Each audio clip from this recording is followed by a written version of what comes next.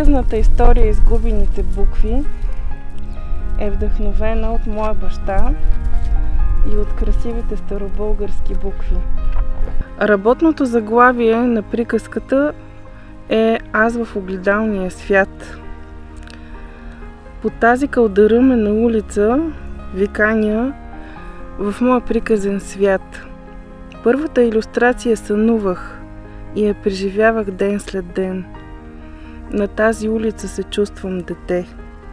Когато я получих от Вики, която илюстрира книжката, тя изглеждаше съвършенна. Помня как обсъждахме всеки детайл. Огледалото е възможност да погледнем дълбоко в себе си. Очите са прозорец към душата. Какво виждаме в тези дълбини? Преди да напиша детската приказка "Изгубените букви", светът на буквите ми изглеждаше черно-бяло.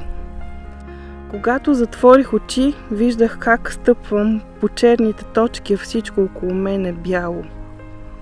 Сега е цветен и пъстър, защото историята заживя своя живот. Вие я четете и се вълнувате заедно с мен. Ще се запознаете с героя дядо Павел. Той е моя баща. Тази снимка ми е любима. Облечен е празнично и на калпака има здравец. Занимавам се с калиграфия благодарение на спомена колко хубаво пишеше и така започнах да изучавам това изкуство. Мустаците са вдъхновени от войводата Филип Тотю. Видях неговата снимка в архитектурно-исторически комплекс Даскалоливницата, град Елена. Даскалоливницата е наименувана от Петко Славейков. Това е място за отливане на учители. Той е един от многото знаменити българи, които са се обучавали там. Юртата на илюстрацията е украсена с елементи от ръкопис.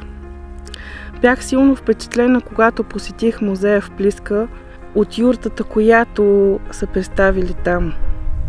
Първата ни столица Плиска е извор на спомени за величието и мъдростта на българите. В приказката ще срещнете флейта. Тя е свързана с Орфей и неговата музика. Моята фантазия го свързва с флейта.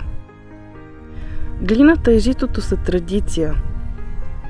Житото е символ на мъдростта, която носим в себе си от предците. Това са и буквите. Книгата всъщност е храма, домът на Бога. А ръкописите са много дълбоко познание. Писаната книга на ръка се нарича ръкопис. Тя е нашата историческа памет.